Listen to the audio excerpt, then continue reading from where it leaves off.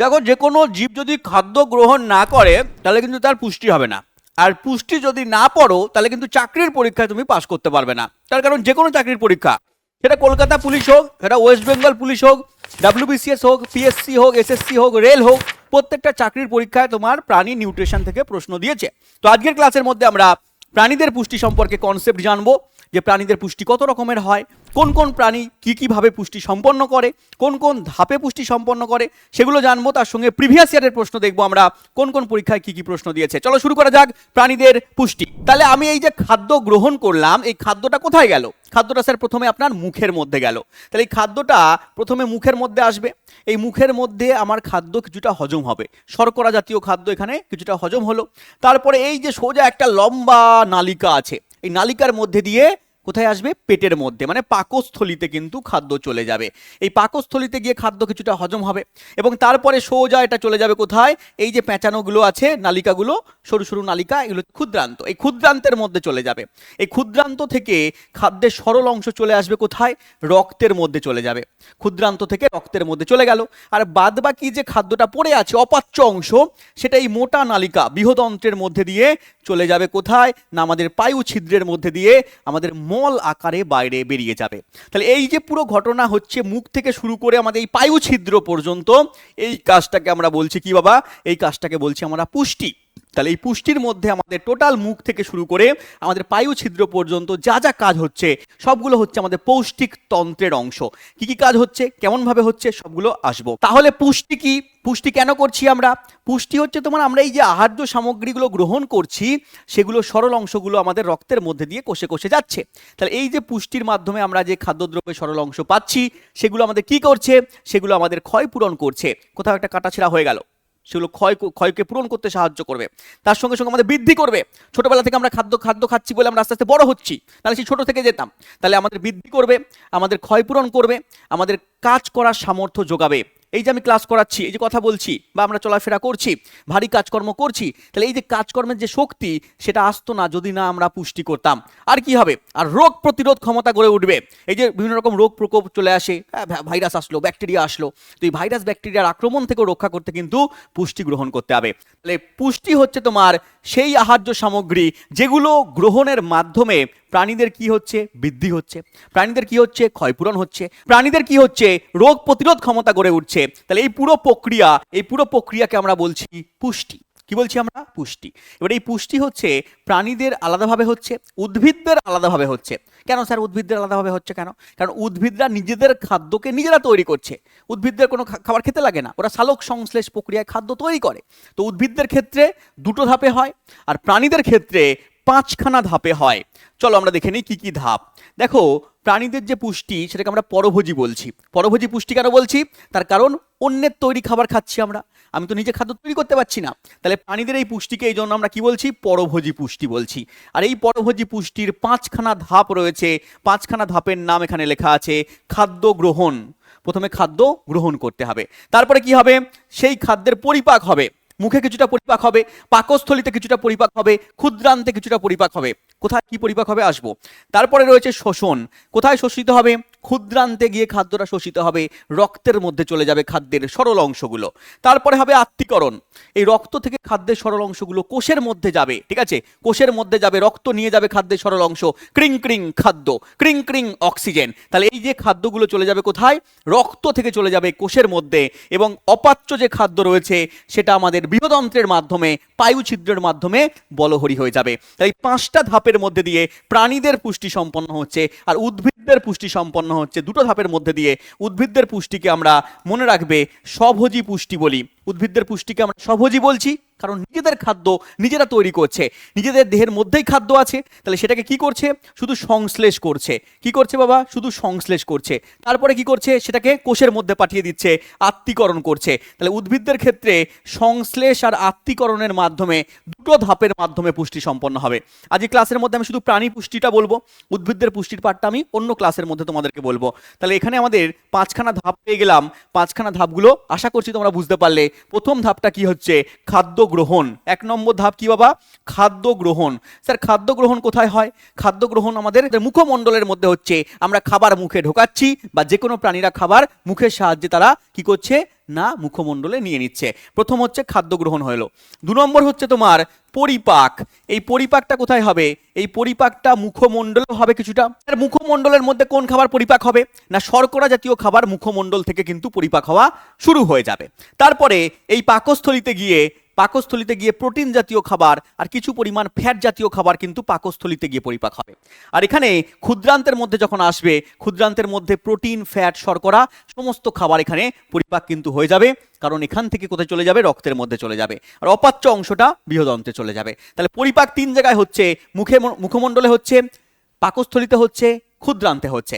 এরপরে রয়েছে 3 নম্বর ধাপ। 3 নম্বর ধাপে হচ্ছে খাদ্যের শোষণ হবে। কি হবে বাবা? শোষণ হবে। সেটা কোথায় হবে? সেটা আমাদের ক্ষুদ্রান্ত থেকে হবে।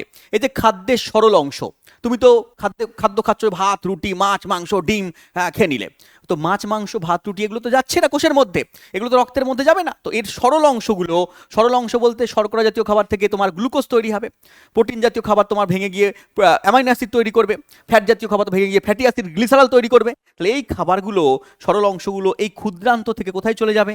রক্তের মধ্যে চলে যাবে। তো এই ক্ষুদ্রান্ত থেকে রক্তের মধ্যে যাচ্ছে, এটাকে আমরা কি বলছি? শোষণ বলছি। তাহলে শোষণ কোথায় হচ্ছে? ক্ষুদ্রান্তে হচ্ছে।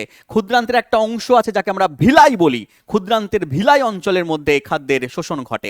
4 নম্বর ধাপে চলে এসো। 4 নম্বর ধাপ কি বলছে? 4 নম্বর ধাপ বলছে আত্তীকরণ। আত্তীকরণ মানে কি বাবা?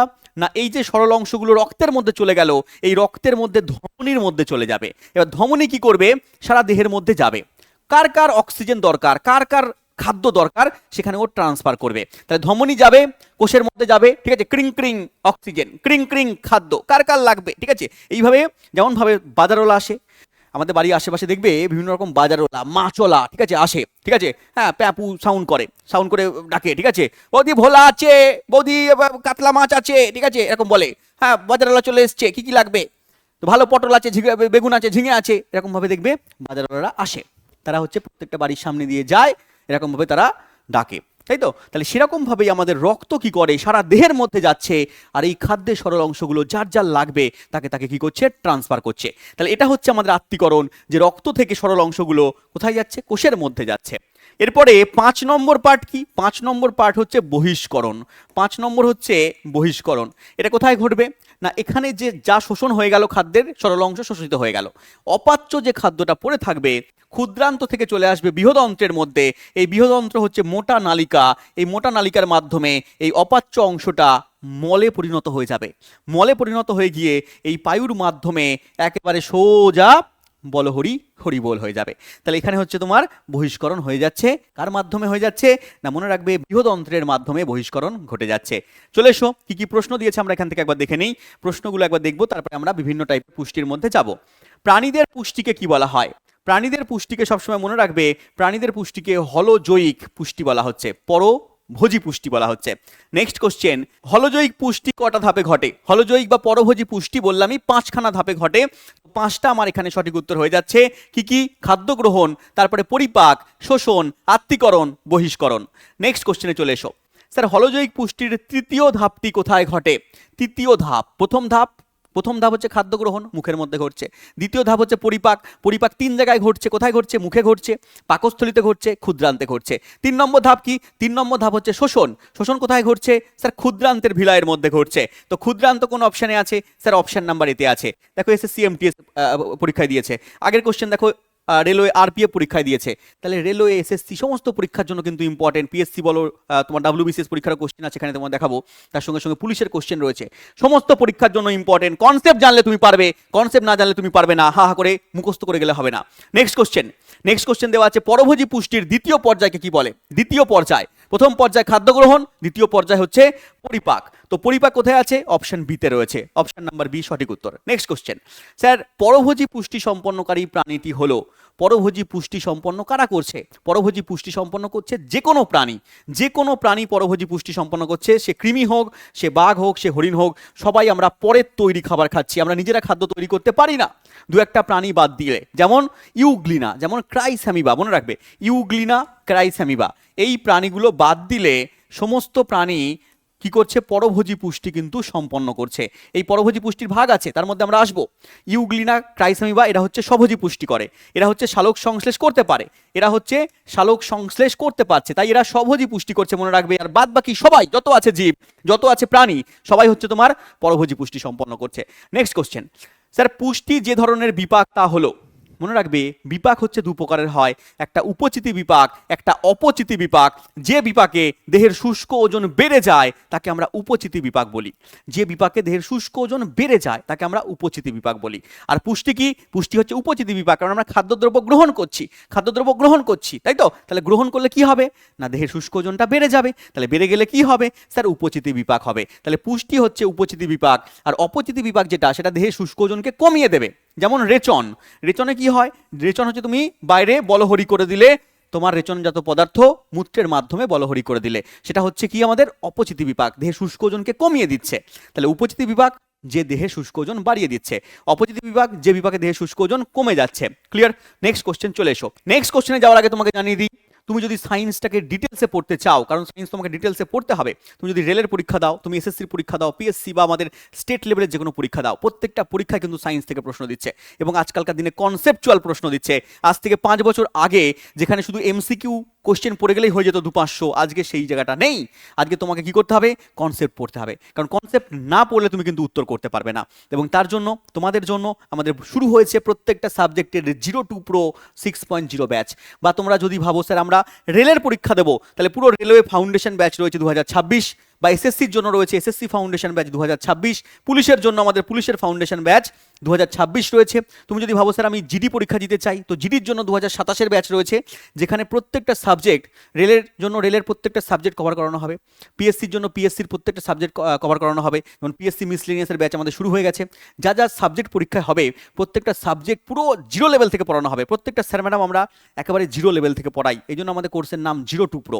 তো 0 লেভেল থেকে যদি পড়তে চাও, কনসেপ্ট সহকারে পড়তে চাও, লাইভ ক্লাস করতে চাও, লাইভ ক্লাসগুলোকে রেকর্ডের আকারে পেতে চাও, লাইভ ক্লাসের পিডিএফ পেতে চাও, এবং তার সঙ্গে সঙ্গে পিওআইকিউ প্রিভিয়াস ইয়ারের কোশ্চেন একসঙ্গে করতে চাও, সবগুলো একই জায়গায়, মক টেস্ট এক দিতে পারবে তুমি। মক টেস্ট যদি দিতে চাও, ডাউট সলভ তুমি এখান থেকে করতে পারবে, তোমার ডাউট হলে পারে তুমি ডাউট সলভের জন্য টিচার চাও, তাহলে তোমাকে যেতে হবে ইও স্টাডি অ্যাপে। ইও স্টাডি অ্যাপ পেয়ে যাবে কমেন্ট বক্সের লিঙ্কে, বা গুগল প্লে স্টোর থেকে ইও স্টাডি অ্যাপকে ডাউনলোড করে নাও। আরও বিস্তারিত জানার জন্য দেখো এখানে কন্ট্যাক্ট নাম্বার দেওয়া আছে, তুমি কল করে নেবে, কল করে নিলে পারে তোমাকে টেকনিক্যাল টিম সাহায্য করবে। আমরা চলে আসবো আমাদের পরের পার্টে। পরের পার্ট হচ্ছে প্রাণীদের যে পরভোজী পুষ্টি, সবাই কিন্তু একই রকমভাবে পুষ্টি সম্পন্ন করে না। আমরা যেমন খাদ্যদ্রব্যকে নিয়ে খেয়ে নিলাম, কিন্তু প্রত্যেক প্রাণী একই রকমভাবে পুষ্টি সম্পন্ন করবে না। তো এই প্রাণীদের যে পরভোজী পুষ্টি হচ্ছে, সেটাকে আবার আমরা 5 রকম ভাগে ভাগ করতে পারছি। একটাকে বলছি আমরা মৃতজীবী পুষ্টি। মৃতজীবী পুষ্টি কি আসবো, একটা রয়েছে আমাদের পরজীবী পুষ্টি, পরজীবী, একটা রয়েছে আমাদের মিথজীবী পুষ্টি, একটা রয়েছে আমাদের কপ্রোফ্যাগি, একটা রয়েছে স্যাঙ্গুইনিভোরি। তো 5 রকম ভাগে প্রাণীরা পরভোজী পুষ্টি সম্পন্ন করে। 5 রকম কি কি আমার সঙ্গে সঙ্গে বলে নাও।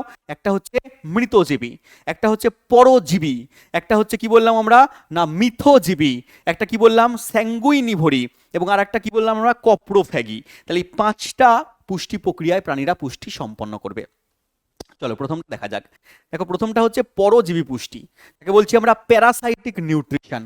পরজীবী, নামের মধ্যে রয়েছে এখানে পরজীবী, মানে পরের বা পরেও জীবদেহের উপরে বসবাস করবে। তাহলে পরজীবী হচ্ছে পরের জীবদেহের উপরে বসবাস করবে, সেখান থেকে পুষ্টিদ্রব্য সংগ্রহ করবে, তাকে আমরা পরজীবী পুষ্টি বলবো। এই পুষ্টি প্রক্রিয়ায় পরজীবী প্রাণীটা উপকৃত হবে, এবং পোষক যে প্রাণী সেটা ক্ষতিগ্রস্ত হবে। বলে যেমন স্যার, যেমন দেখো মাথার উকুন আছে, মাথার উকুন কি করে না প্রাণীদের মাথার মধ্যে অবস্থান করছে, তো মাথা থেকে কি করছে ও পুষ্টিরস গ্রহণ করছে, তোমার মাথা থেকে দেখবে পুষ্টিরস গ্রহণ করছে, হ্যাঁ, তো সেখানে পুষ্টিরস ও পাচ্ছে, তাহলে ও উপকৃত হচ্ছে, কিন্তু তুমি ক্ষতিগ্রস্ত হচ্ছ। তোমার পেটে কি আছে, কৃমি আছে, তাই তো? পেটে কৃমি কি করছে, তোমার পেটে অবস্থান করছে, তাহলে তোমার খাবার থেকে খাবার দাবার গ্রহণ করে নিচ্ছে, ও তোমার ক্ষতি করছে, সে নিজে উপকৃত হচ্ছে, ওই জন্য পোষক এখানে ক্ষতিগ্রস্ত হচ্ছে, আর এখানে যে পরজীবী প্রাণীটা সেটা কিন্তু উপকৃত হচ্ছে। তার এক্সাম্পল কি রয়েছে, এক্সাম্পল যেটা বললাম আমরা, ফিতা কৃমি থেকে শুরু করে, গোল কৃমি থেকে শুরু করে, গোদ কৃমি থেকে শুরু করে, উকুন থেকে শুরু করে, এই সমস্ত প্রাণীদেরকে আমরা বলছি পরজীবী প্রাণী, আর তারা যেভাবে পুষ্টি সম্পন্ন করছে তাকে আমরা বলছি পরজীবী পুষ্টি। এবার এই পরজীবী প্রাণী দুরকম হয়, একটা বহিঃপরজীবী, একটা হচ্ছে একটা হচ্ছে অন্তঃপরজীবী, একটা হচ্ছে বহিঃপরজীবী, একটাকে মনে রাখবে অন্তঃপরজীবী নাম দিচ্ছি আমরা। স্যার বহিঃপরজীবী কি? বহিঃপরজীবী যদি বাইরে অবস্থান করে, প্রাণীদেহের বাইরে, যেমন উকুন রয়েছে, এঁটুলি রয়েছে, ঠিক আছে, এই সমস্ত প্রাণীদের বাইরে অবস্থান করছে। স্যার এঁটুলি কোথায় পাওয়া যায়? দেখবে গরু, মহিষ, এই সমস্ত যে প্রাণীরা রয়েছে তাদের তাদের হচ্ছে তোমার লোমের মধ্যে, তাদের দেহের উপরে অবস্থান করছে এই সমস্ত এঁটুলি জাতীয় প্রাণী, ঠিক আছে। অন্তঃপরজীবী কোনগুলো? এই যে গোলকৃমি, ফিতাকৃমি, এগুলো বললাম, এগুলো অন্তঃপরজীবী প্রাণী। ক্লিয়ার?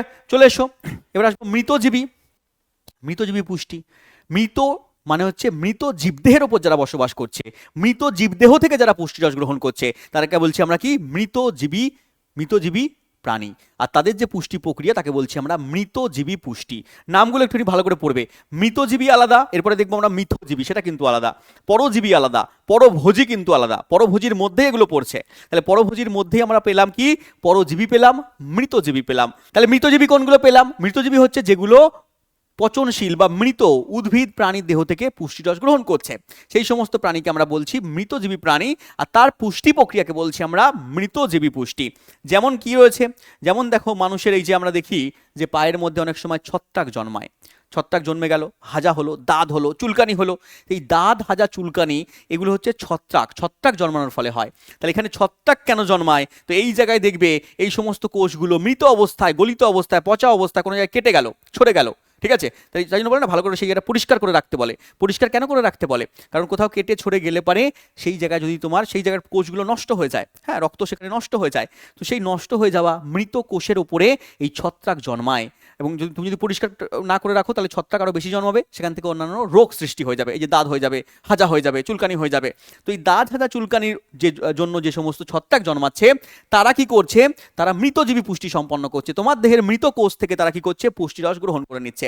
এটা দেহের ওপরে হতে পারে, উদ্ভিদ কেউ মারা গেল, প্রাণী কেউ মারা গেল, তার উপরেও ছত্রাক জন্মে যায়, তাহলে তারাও কি করছে? মৃত উদ্ভিদ প্রাণী থেকে পুষ্টিরস গ্রহণ করছে, তারাও হচ্ছে মৃতজীবী পুষ্টি সম্পন্ন করছে। তাহলে পেয়ে গেলাম আমরা এখানে, যে এখানে দেখো লেখা আছে মানব দেহের মাথার তালু বলো, গ্রীবা বলো, কুচকি বলো, কোমর বলো, ইত্যাদি স্থানে জন্মায় এবং মৃতজীবী প্রক্রিয়ায় পুষ্টি সম্পন্ন করে কি বাবা?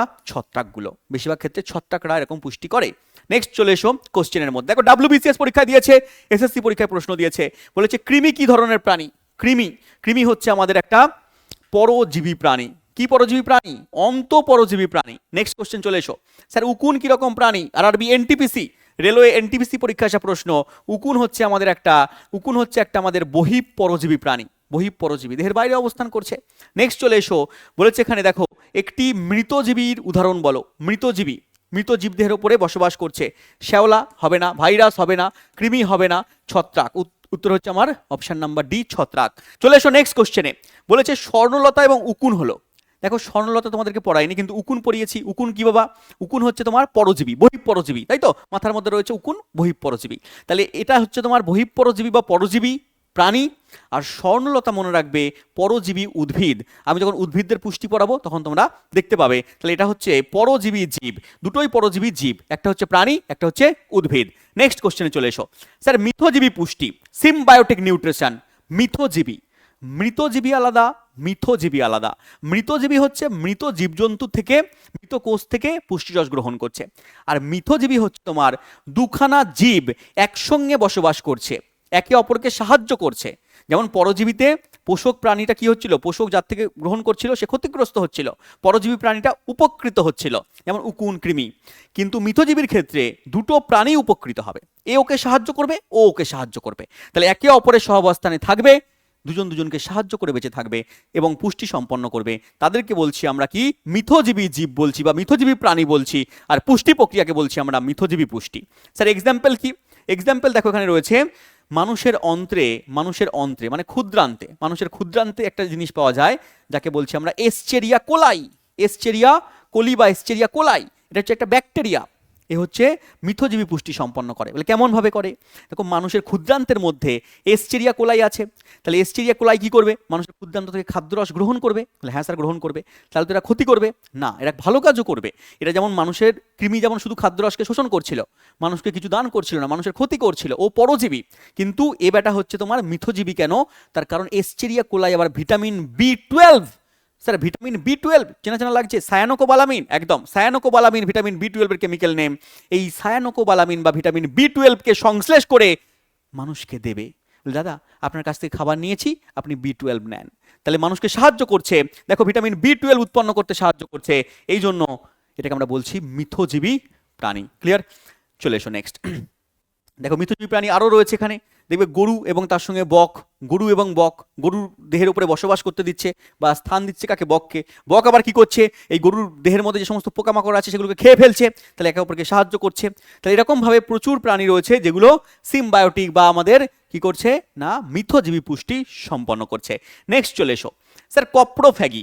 কপ্রোফ্যাগি নাম শুনলে বা দেখলে পারে তোমরা চোখ বন্ধ করে নেবে, থু করবে, ঠিক আছে? কপ্রোফ্যাগি মানে হচ্ছে বাংলার নাম হচ্ছে মলভুক্ত প্রাণী, মলভোগী প্রাণী। স্যার মলভোগী, মলভোগী মানে প্রাণীদের মল খাচ্ছে, মূত্র খাচ্ছে, ঠিক আছে? কোন কোন প্রাণী খাচ্ছে? মাছি, ঠিক আছে? কি করে আমরা বাঁচি? তাহলে মলভুক্ত প্রাণী হচ্ছে আমাদের মাছি। মনে রাখবে ডাং বিটল, মাছি, ঠিক আছে? গরু অনেক সময় খেয়ে ফেলে, গরু, শূকর, এরা হচ্ছে তোমার কি মলভুক্ত প্রাণীর এক্সাম্পল তোমরা পড়ে রাখবে, ঠিক আছে? ছবি আমি দেখছি না, ছবি তোমরা দেখে নাও, মলভুক্ত প্রাণীর ছবি। নেক্সট চলে এসো স্যাঙ্গুইনিভোরি। স্যাঙ্গুইনিভোরি হচ্ছে রক্তচোষা। রক্ত কারা কারা খাচ্ছে? রক্ত খেয়ে পুষ্টি সম্পন্ন করছে কোন কোন প্রাণী? রক্ত যখনই আসবে, রক্ত খাওয়ার নাম আসবে, তখনই আসবে আমাদের মশা, তখনই আসবে জোকের নাম, জোঁক, মশা, বা তোমরা দেখবে এই সমস্ত বাদুড়, রক্তচোষা মাদুর রয়েছে। হ্যাঁ, তাহলে এই এই এই প্রাণীরা কি করছে না বিভিন্ন প্রাণীর রক্তকে খাদ্য হিসেবে গ্রহণ করছে। তাহলে এরা হচ্ছে আমাদের স্যাঙ্গুইনিভোরি বা রক্তচোষা আমরা নাম দিচ্ছি। এক্সাম্পলগুলো একটু পড়ে রাখবে, যেখানে জোঁক থেকে শুরু করে বিভিন্ন রকমের রক্তচোষা বাদুর থেকে শুরু করে এরা হচ্ছে আমাদের স্যাঙ্গুইনিভোরি পর্বের প্রাণী। নেক্সট চলে এসো কোশ্চেনের মধ্যে। দেখো এসএসসি পিএসসিতে আসা প্রশ্ন, একটি মিথজীবী প্রাণীর নাম। মিথজীবী প্রাণী কোনটা হবে এখানে? ইকোলাই, একদম ইকোলাই আমাদের সঠিক উত্তর হয়ে যাচ্ছে। নেক্সট চলে এসো এখানে, নিচের যেটি স্যাঙ্গুইনিভোরি সেটি হলো রক্তচোষা কোনটা? স্যার জোঁক, option number A. ANM GNM পরীক্ষা আসা প্রশ্ন। নেক্সট কোশ্চেন, নিচের যেটিতে ইকোলাই পাওয়া যায়, কার মধ্যে ইকোলাই পাওয়া যায়? মানুষের ক্ষুদ্রান্তের মধ্যে পাওয়া যাচ্ছে। ক্ষুদ্রান্ত কোথায় রয়েছে? অপশন ডিতে রয়েছে, অপশন ডি সঠিক উত্তর। নেক্সট কোশ্চেন, স্যার শুকর একটি, শুকর কি করছে? শুকর হচ্ছে তোমার কপ্রোফ্যাগি, বলেছিলাম আমরা কপ্রোফ্যাগি, তাহলে এখানে কি রয়েছে? অপশন ডিতে রয়েছে কপ্রোফ্যাগি, আমার সঠিক উত্তর। নেক্সট কোশ্চেন, এবার আমরা দেখব যে প্রাণীদের যে পরভোজী পুষ্টি রয়েছে, এই পরভোজী পুষ্টিকে আমরা আবার খাদ্যাভ্যাস অনুযায়ী বিভিন্ন ভাগে ভাগ করতে পারি। যেমন কি? যেমন যারা শুধুমাত্র তৃণভোজী প্রাণী, তৃণভোজীদেরকে খাদ্য গ্রহণ করছে, মানে উদ্ভিদকে খাদ্য হিসেবে গ্রহণ করছে, সবুজ উদ্ভিদকেই খাচ্ছে, তাদেরকে আমরা বলছি কি বাবা? তৃণভোজী বা হার্বিভোরস। কি বলছি আমরা? তৃণভোজী প্রাণী বলছি। যারা শুধুমাত্র মাংস, মানে প্রাণীদেরকে, অন্য প্রাণীদেরকে খাদ্য হিসেবে গ্রহণ করছে, তাদেরকে আমরা বলছি মাংসাশী প্রাণী। মাংসাশী বা স্তন্যপায়ী খাদক বলছি, মাংসাশী স্তন্যপায়ী খাদক বলছি কার্নিভোরস। এবং আরেকটা আছে সর্বভুক, যে উদ্ভিদদেরকেও খেতে পারে, কোনো সবুজ উদ্ভিদ গ্রহণ করতে পারে, কোনো প্রাণীকেও খাদ্য হিসেবে গ্রহণ করতে পারে, তাদেরকে আমরা বলছি সর্বভুক। যেমন মানুষ, মানুষ হচ্ছে সর্বভুক প্রাণী। চলে এসো কিছু কোশ্চেনের মধ্যে। WBCS মেইনসে একটা প্রশ্ন দিয়েছে, নিম্নের কোনটি তৃণভোজী? কে এখানে তৃণভোজী প্রাণী? সাপ, গবাদি পশু, ঈগল না পতঙ্গ? দেখো উত্তর কি হবে? উত্তর এখানে গবাদি পশু হবে। গবাদি পশু এখানে অ্যাপ্রোপ্রিয়েট সঠিক উত্তর হচ্ছে। পতঙ্গ মনে হবে, কিন্তু কিছু কিছু পতঙ্গ আছে যারা আবার কি করে, যারা আবার যেমন রয়েছে মশা, মাছি, ঠিক আছে? তাহলে এরা কি করছে? তোমার স্যাঙ্গুইনিভোরি, রক্তচোষা, ঠিক আছে? মাছি রয়েছে, এটা হচ্ছে কপ্রোফ্যাগি। তাই পতঙ্গ আমি এখানে বলতে পারবো না, এখানে আমি গবাদি পশুকে পুরো অ্যাপ্রোপ্রিয়েট আমি বলতে পারবো যে এ হচ্ছে তোমার তৃণভোজী প্রাণীর এক্সাম্পল। নেক্সট, নিম্নলিখিত প্রাণীগুলোর মধ্যে মাংসাশী কোনটা? মাংসাশী প্রাণী সবাই পারবে এটা। কি উত্তর হচ্ছে? Option number B. SSC MTS এ দিয়েছে, সহজ প্রশ্ন। নেক্সট, তাহলে আজকে আমরা দেখলাম কি বাবা? আজকে আমরা দেখলাম প্রাণীদের পুষ্টি, কি কি প্রক্রিয়ায় প্রাণীরা পুষ্টি সম্পন্ন করছে, পুষ্টির ধাপগুলো কি কি, কোথায় কোথায় কোন প্রক্রিয়া ঘটছে, প্রত্যেকটার এক্সাম্পল আমরা দেখলাম। তো আশা করছি ক্লাসটা তোমাদের জন্য ফ্রুটফুল হবে। আগামী দিনে তুমি যাই পরীক্ষা দেবে না কেন, সেটা এসএসসি হোক, সেটা রেল হোক, বা পিএসসি হোক, বা WBCS হোক, এই ক্লাসটা তোমার জন্য অত্যন্ত উপযোগী হবে। দেখা হচ্ছে আমাদের পরের কোনো ভিডিওতে কোনো ইম্পর্টেন্ট টপিক নিয়ে। ততক্ষণ ভালো থেকো। Thank you. জয় হিন্দ।